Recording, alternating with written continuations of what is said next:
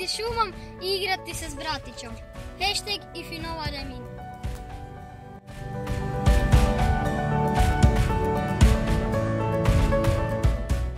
A za danas ću vam pročitati ovaj citat. Pronađi cilj životnog puta u svakome svom koraku. Rekao je to Ralph Waldo Emerson. Što vi mislite? Da li je bitno pronaći cilj u životu? Recite mi to u komentarima i vidimo se sutra.